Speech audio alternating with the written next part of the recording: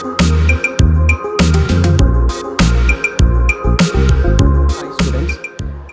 Standard and 12th standard இந்த ரெண்டு கிளாஸுக்குமே part 1ல் மல்டிபிள் சாய்ஸ் கொஸ்டின்ஸ் நமக்கு 20 மார்க்ஸ்க்கு கேட்காங்க.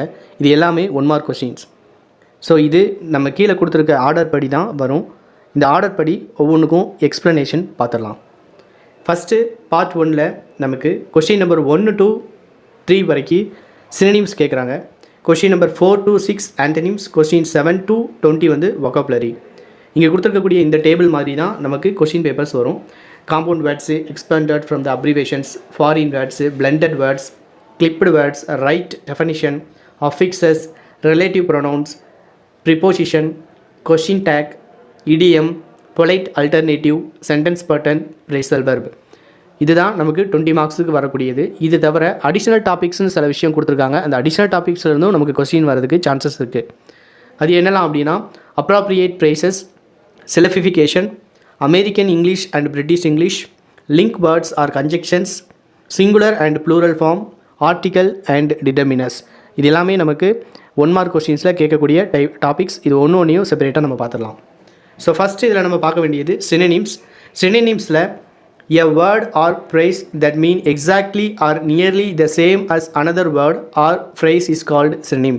அதாவது ஒரு வார்த்தை கொடுத்துருப்பாங்க, ஒரு வேர்டு, அந்த வேர்டு ரிலேட்டடான சரியான மீனிங்கை நம்ம செலக்ட் பண்ணுறது சினோனிம்ஸ். இந்த சினோனிம்ஸை பொறுத்த மட்டும் நமக்கு கொஸ்டின் பேப்பர் பேட்டர்ன் வந்து இப்படி தான் இருக்கும். கவர்மெண்ட் கொஸ்டினில் எப்படி அப்படின்னா ஒரு சென்டென்ஸ் கொடுத்துருவாங்க. அந்த சென்டென்ஸில் என்ன வேர்டுக்கு நம்ம சரியான மீனிங் எழுதணுமோ அந்த வேர்டை அண்டர்லைன் பண்ணிவிடுவாங்க. அண்டர்லைன் பண்ணதுக்கப்புறம் அதுக்கு கீழே 4 ஆப்ஷன்ஸ் இருக்கும். அந்த 4 ஆப்ஷன்ஸில் எது பெஸ்ட் ஆப்ஷனோ அதை நம்ம செலக்ட் பண்ணி எழுதணும். ஆன்சர் எழுதும்போது ஒரு விஷயத்தை நம்ம நோட் பண்ணிக்கிடணும். என்ன அப்படின்னா இப்போது சி அப்படின்ற ஆப்ஷன் தான் சரியான ஆன்சர் அப்படின்னா அந்த சி அப்படின்ற ஆல்ஃபபெட்டை போட்டுட்டு அதுக்கப்புறம் அதுக்குண்டான ஆன்சர் என்னவோ அந்த ஆன்சரை நம்ம எடுத்து எழுதணும். இதில் எக்ஸாம்பிள் கொடுத்துருக்காங்க. இந்த எக்ஸாம்பிள் மாதிரி தான் நம்ம ஆன்சர் ரைட் பண்ணணும். நெக்ஸ்ட்டு இது வந்து நமக்கு கொஸ்டின் நம்பர் 1 to 3 கேட்டிருக்காங்க. அடுத்து கொஸ்டின் நம்பர் 4 to 6 3 கொஸ்டின்ஸ் வந்து ஆன்டனிம்ஸ் கேட்குறாங்க. ஆன்டனிம்ஸை பொறுத்த மட்டும் antonyms is a word opposite in meaning to another word. ஒரு வேர்டுனுடைய ஆப்போசிட் மீனிங்கை நம்ம எழுதுறது தான் ஆன்டனிம்ஸ். ஸோ இதுவும் நமக்கு சேம் தான். ஒரு சென்டென்ஸில் எந்த வேர்டுக்கு நம்ம ஆப்போசிட் வேர்டு எழுதணுமோ அந்த வேர்டை அண்டர்லைன் பண்ணி கொடுத்துட்றாங்க. அண்ட் அந்த வேர்டு என்ன அப்படின்றத நம்ம சூஸ் தி பெஸ்ட் ஆன்சர் மாதிரி 4 ஆப்ஷன்லேருந்து ஒன்றை செலக்ட் பண்ணி எழுதணும். பொதுவாக சினோனிம்ஸ் ஆன்டனிம்ஸ் நம்ம படிக்கும்போது புக் பேக்கில் உள்ள கிளாசரி கொடுத்துருப்பாங்க.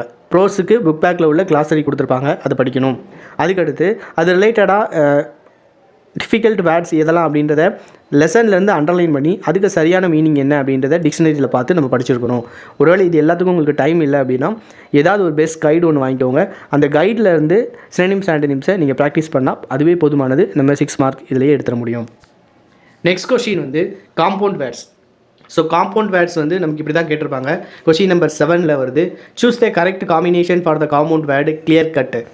இப்போ இந்த கிளியர் கட் அப்படின்றது வந்து கீழே கொடுத்துருக்கக்கூடிய அட்ஜெக்டிவ் ப்ளஸ் வெர்பா, இல்லை ஜெரண்ட் ப்ளஸ் வெர்பா, இல்லை நவுன் ப்ளஸ் நவுனா, இல்லை நவுன் ப்ளஸ் வெர்பா அப்படின்றத நம்ம செலக்ட் பண்ணுற மாதிரி இருக்கும். இன்னும் சில டைமில் என்ன கேட்டுருவாங்க அப்படின்னா அட்ஜெக்டிவ் ப்ளஸ் வெர்ப் அப்படின்ற காம்பினேஷனை கீழே இருக்க வேர்ட்லேருந்து நீங்கள் செலக்ட் பண்ணுங்கள். இப்படியும் நமக்கு கேட்கறதுக்கு சான்சஸ் இருக்குது. பொதுவாக காம்பவுண்ட் வேர்ட் அப்படின்றது என்னென்னா a compound word is a combination of 2 or more words that function is a single unit of meaning.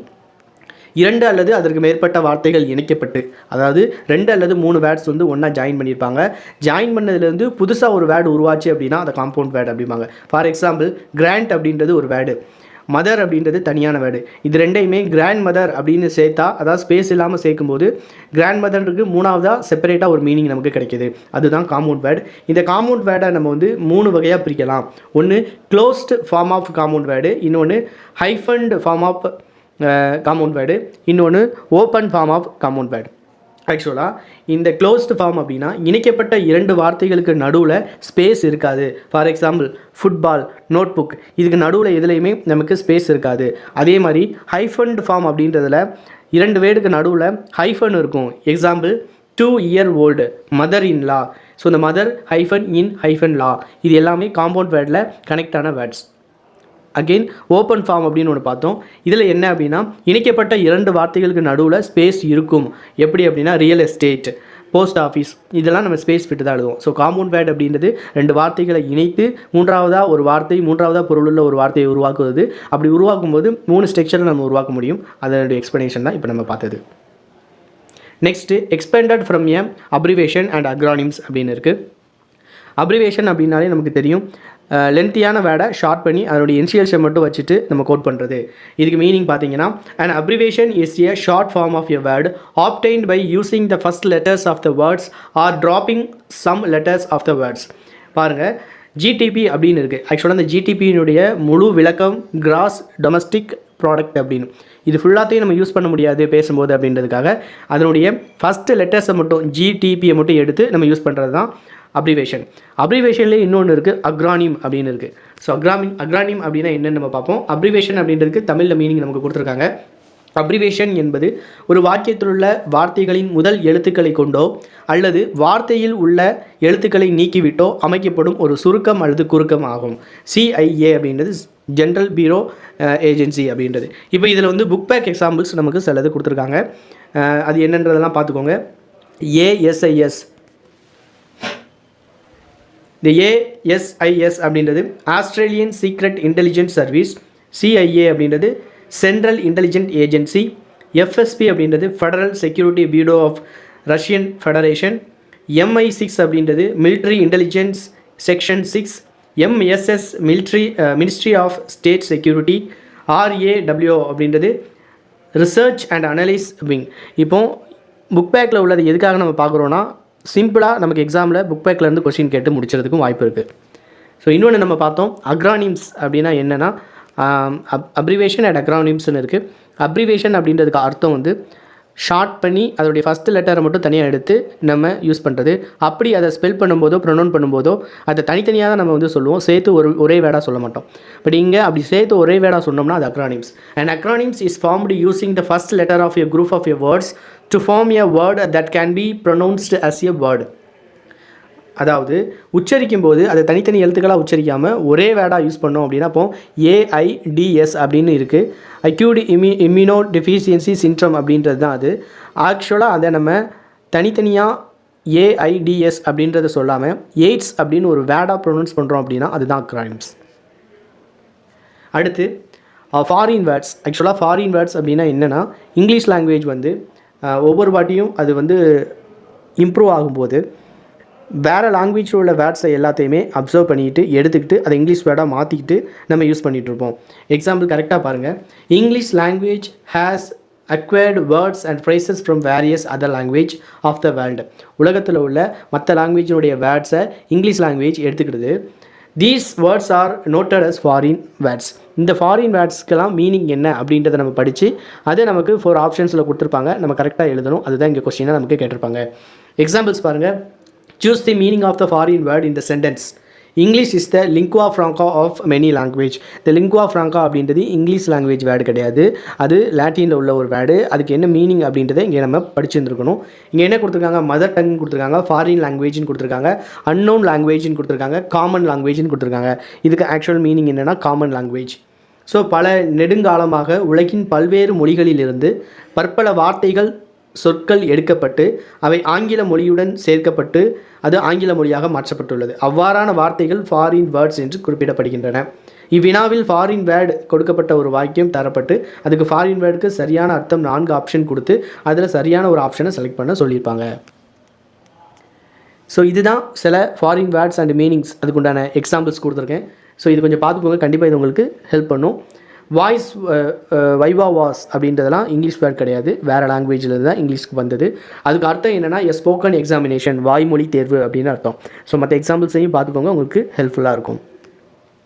Next topic வந்து கொஷின் நம்பர் 10ல் கேட்டிருக்குது பிளண்டட் வேர்ட்ஸ். இது நமக்கு டெக்ஸ்ட் புக்கில் பேஜ் நம்பர் 150 இருக்குது. கண்டிப்பாக இதை நீங்கள் பார்த்துக்கோங்க. ஏன்னா புக் பேக் எக்ஸசைஸ்லேருந்து தான் ஃபஸ்ட்டு ப்ரையாரிட்டி கொஷின்ஸ்க்கு கேட்பாங்க. அதுக்கப்புறம் தான் டெக்ஸ்ட்டு நம்ம கைடு மற்ற எக்ஸசைஸ் எல்லாமே நமக்கு ஹெல்ப் ஆகும். ஃபஸ்ட்டு புக் பேக்கில் உள்ள எல்லா எக்ஸசைஸையும் பார்த்துடணும். இங்கே பிளண்டட் வேர்ட்ஸ் அப்படின்றதுக்கு அர்த்தம் பாருங்கள். A blended word is a word that is formed by combining 2 different terms to create a new entity. 2 டிஃப்ரெண்ட்டான டேர்ம்ஸ் சேர்ந்து ஒரு புதிதான வார்த்தையை உருவாக்குறது தான் நமக்கு blended word. Through blending the sounds and meaning of 2 existing words எஃபோர்ட்மெண்ட்டியோடைய இன்னொரு வேர்டு தான் என்னென்னா பிளெண்டட் வேர்டு. 2 வார்த்தைகளை சேர்த்து 2 ஏற்கனவே உள்ள பழைய வார்த்தைகளை சேர்த்து மூன்றாவதாக புதிதாக ஒரு வார்த்தையை உருவாக்குவது. இங்கே பாருங்கள், choose the right combination for the blended word டிப்ளோமேக்ஸ். இப்போ இங்கே என்னென்னா டிப்ளோமேசி எக்கனாமி அப்படின்றத சேர்த்து தான் அந்த வேர்டை நமக்கு கொடுத்துருக்காங்க. ஸோ எந்த 2 வேர்டு ரூட் வேர்டு சேர்ந்து மூணாவதாக ஒரு வேர்டு ஃபார்ம் ஆகுது அப்படின்றத நம்ம படிச்சு வச்சுருக்கணும். நெக்ஸ்ட் டாபிக் நமக்கு clipped words.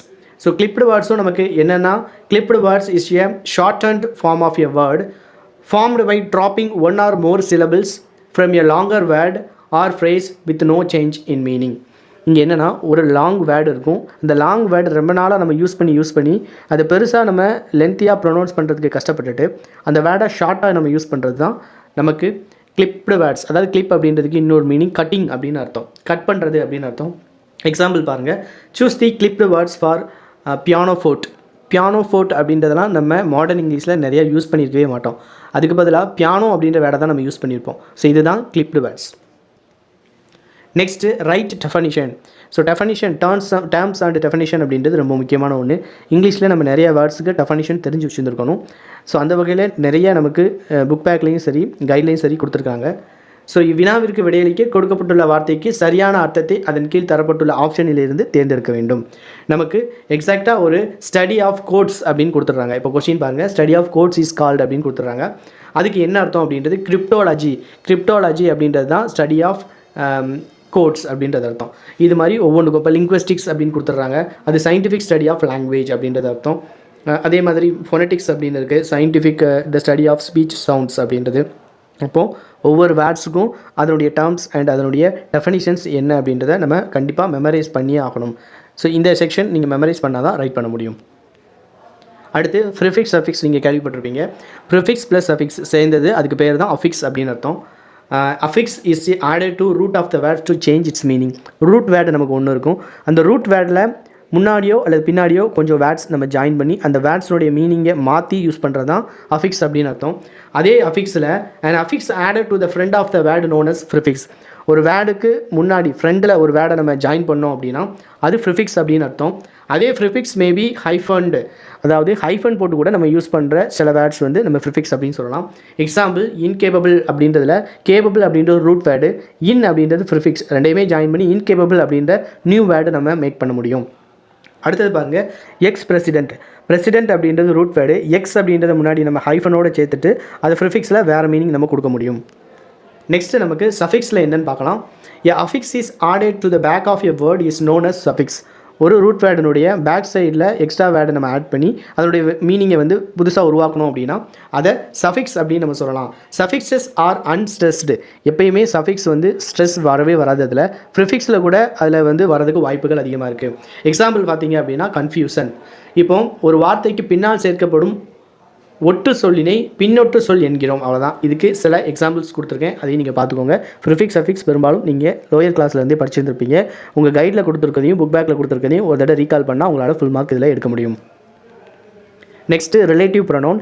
So relative pronoun அப்படின்றது ப்ரொனவுன் அப்படின்றதுல ஒரு வகையான ஒரு கைண்ட். ப்ரொனவுன் அப்படின்னா நவுனுக்கு பதிலாக நம்ம யூஸ் பண்ணுறது. எக்ஸாக்ட் மீனிங் என்னன்னு பார்த்துருவோம். ஏ relative pronoun is one which is used to refer to nouns mentioned previously. ஒரு நவுனுக்கு பதிலாக நம்ம யூஸ் பண்ணக்கூடிய வேர்டு தான் pronoun.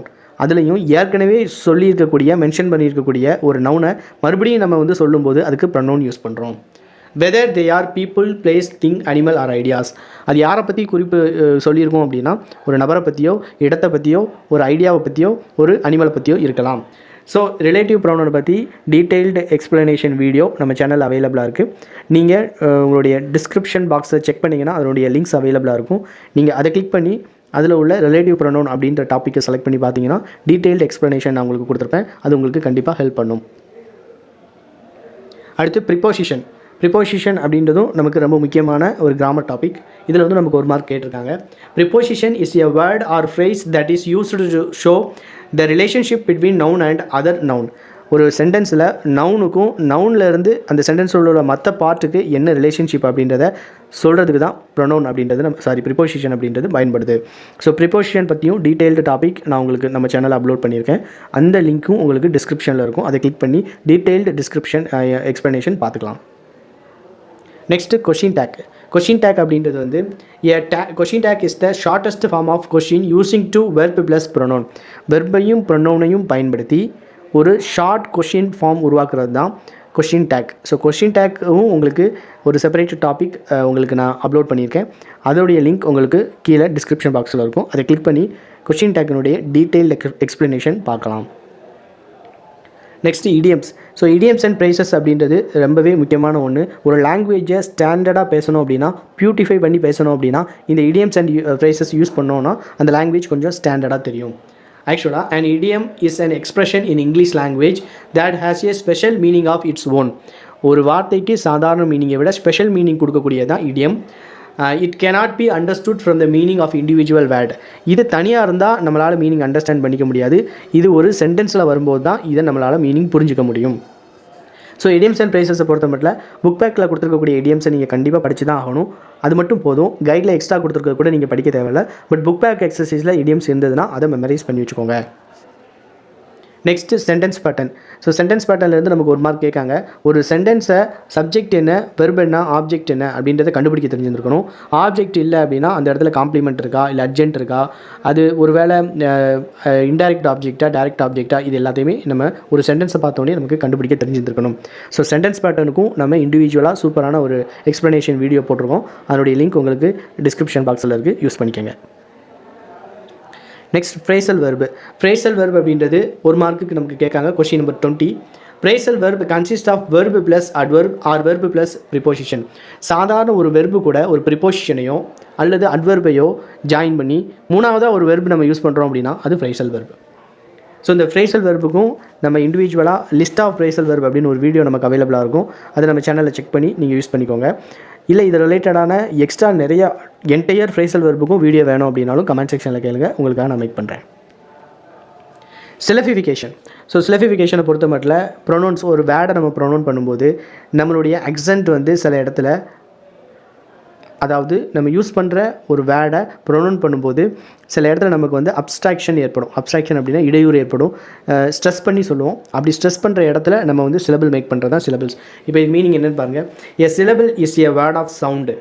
It can be a vowel, a diphthong or vowels combined with one or more consonants. Words that have more than one syllable are divided by a dot or space or bar between the syllables.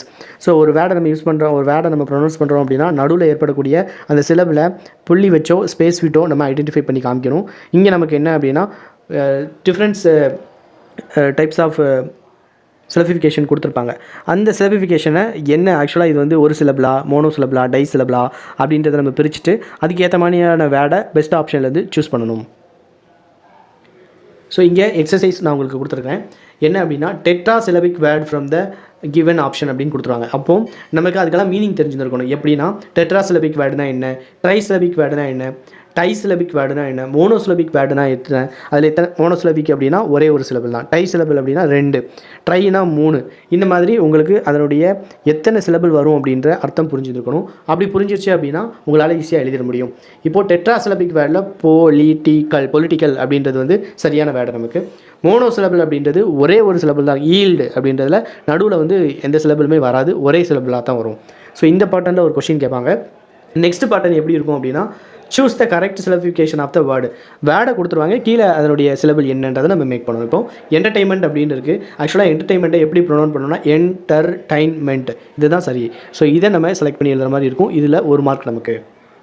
Next British English, American English. British English, American இங்கிலீஷை பொறுத்த மட்டும் நம்ம இப்போது இந்தியாவில் use பண்ணிகிட்டு இருக்கிறது British இங்கிலீஷை வந்து தெளிவாக நம்ம யூஸ் பண்ணிகிட்ருக்கோம். அதே இது அமெரிக்கன் இங்கிலீஷ் அப்படின்னு ஒன்று இருக்குது. அது பிரிட்டிஷ் இங்கிலீஷ் வந்து லைட்டாக கொஞ்சம் டிஃப்ரெண்ட்டாக இருக்கும். சில வேர்ட்ஸ் வந்து பிரிட்டிஷ் இங்கிலீஷ்லேருந்து டோட்டலாகவே வித்தியாசமாக இருக்கும். ஸோ அந்த மாதிரி இதை நம்ம மெமரைஸ் பண்ணணும். பிரிட்டிஷ் இங்கிலீஷ்க்கு ஸ்பெல்லிங் மட்டும் மாறுதா இல்லை வேர்டே மாறுதா அப்படின்றத மெமரி பண்ணி இதுலேருந்து நம்ம ஒரு மார்க் ஈஸியாக எடுக்க முடியும். நெக்ஸ்ட்டு நமக்கு வந்து கன்ஜெக்ஷன்ஸ் அல்லது லிங்க் வேர்ட்ஸ்.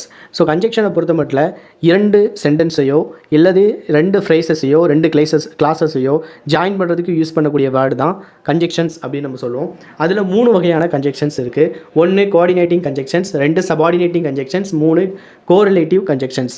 இப்போ இதில் coordinating conjunctions அப்படின்றது these type of conjunctions is placed in between a words or group of words that links together and not the beginning at the word. ரெண்டு முக்கியமான வார்த்தைகளை இணைக்கக்கூடிய வேர்டாக இருக்கும். இது வந்து சென்டென்ஸுக்கு மிடில் தான் வரும், ஆரம்பத்தில் வராது. எக்ஸாம்பிள் பார்த்துக்கிட்டிங்க அப்படின்னா ஃபேன் பாய்ஸ் அப்படின்னு சொல்லிடலாம். ஃபேன் பாய்ஸ் அப்படின்னா எஃப் ஃபார் அண்ட் நார் பட் ஆர் எட் ஸோ இது எல்லாத்தையுமே நம்ம கோஆர்டினேட்டிங் கன்ஜெக்ஷன்ஸ் அப்படின்னு சொல்லலாம். சபார்டினேட்டிங் கன்ஜெக்ஷனை பொறுத்த மட்டும் this type is used in linking two clauses together. They describe the relationship between the dependent clause and the independent clause in the sentence. அதாவது main சென்டென்ஸை இணைக்கிறதுக்கு கோஆர்டினேட்டிங் கன்ஜெக்ஷன், அதே இது ஃப்ரேசஸையோ இல்லை டிபெண்டிங் கிளாஸ், டிபெண்ட்னா ஒரு இதை டிபெண்ட் பண்ணி இருக்கக்கூடிய கிளாஸஸை இணைக்கிறதுக்கு சபார்டினேட்டிங் கன்ஜெக்ஷன் அப்படின்னு நம்ம சொல்லுவோம்.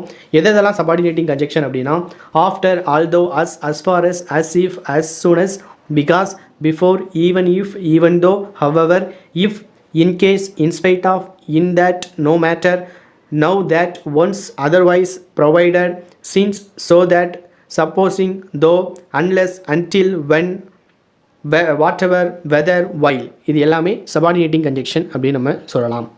நெக்ஸ்ட்டு கோஆர்டினேட்டிங் அதாவது கோரிலேட்டிவ் கன்ஜெக்ஷனை பொறுத்த மட்டும் these are the pairs of conjunctions which are used join equal sentence elements together. ரெண்டு ஈக்குவல் சென்டென்ஸை ஒரே மாதிரி நம்ம கனெக்ட் பண்ணுறதுக்கு இந்த மாதிரி கோரிலேட்டிவ் கன்ஜெக்ஷன் தேவைப்படுது.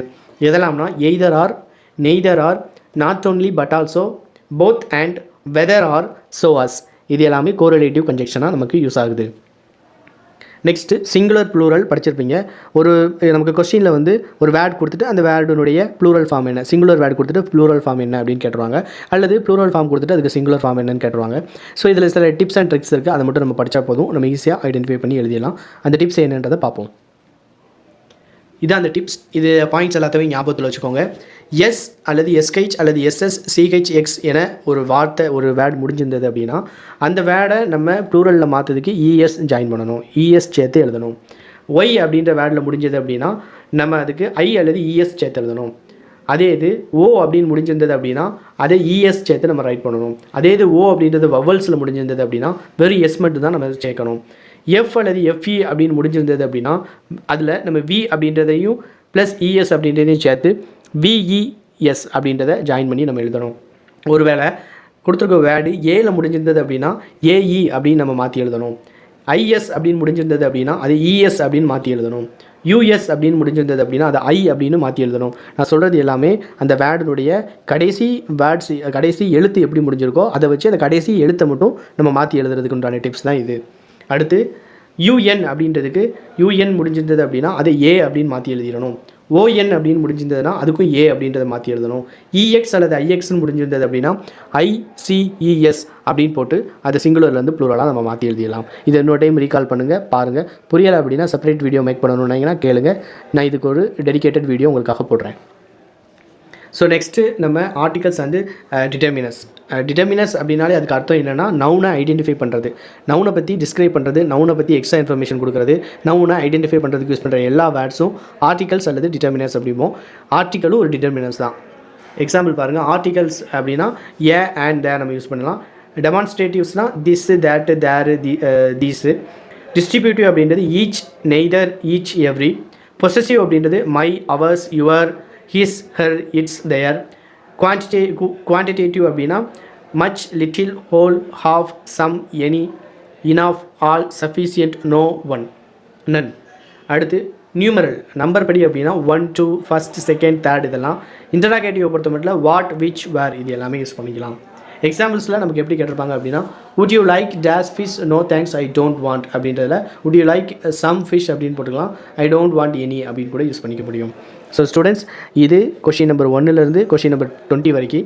இதில் நமக்கு வந்து கொஷின் நம்பர் 18 மட்டும் மிஸ் ஆகிருக்கும், அதாவது பொலைட் ஆல்டர்னேட்டிவ் அப்படின்றது. இதுக்கு அர்த்தம் என்ன அப்படின்னா பொதுவாக நம்ம பேச்சு வழக்கில் பேசும்போது சில வார்த்தைகள் சில பேரை கஷ்டப்படுத்துகிற மாதிரியோ இல்லை அநாகரிகமாக இருக்கிற மாதிரியோ இருக்கும். அப்படி வேர்ட்ஸ் எல்லாமே ரீப்ளேஸ் பண்ணிவிட்டு ஈஸியாக, அதாவது யாரையுமே புண்படுத்தாத வார்த்தைகளை பயன்படுத்துகிறது தான் பொலைட் ஆல்டர்னேட்டிவ்ஸ் அப்படிமோ. ஸோ இது 18th. இதோட உங்களுக்கு கொஷின் நம்பர் 1லேருந்து 20 வரைக்கும் உள்ள எக்ஸ்ப்ளனேஷன் முடியுது. இதில் ஒரு சில டாபிக்ஸ்க்கு நம்ம சேனல்லையே எக்ஸ்ப்ளனேஷன் ஃபுல்லாக கிளியராக கொடுத்துருப்போம், டெடிகேட்டிவ் வீடியோஸ் இருக்கும். பட் ஒரு சில இதுக்கு இருக்காது, அது ரொம்ப சிம்பிளான டாபிக்ஸாக இருக்கிறதுக்கு வாய்ப்புகள் இருக்குது. ஒருவேளை உங்களுக்கு அந்த மாதிரி ஏதாவது ஒரு டாபிக்ஸில் டவுட் இருக்குது, அதை வந்து டீட்டெயில்டு எக்ஸ்ப்ளனேஷன் பண்ணணும் அப்படின்னா எக்ஸாமுக்கு முன்னாடியே கேட்டுருங்க. கேட்ட உடனே அந்த வீடியோ உங்களுக்காக போட ட்ரை பண்ணுறேன். இது போன்ற மீண்டும் பயனுள்ள வீடியோவில் சந்திக்கிறேன். பாய்.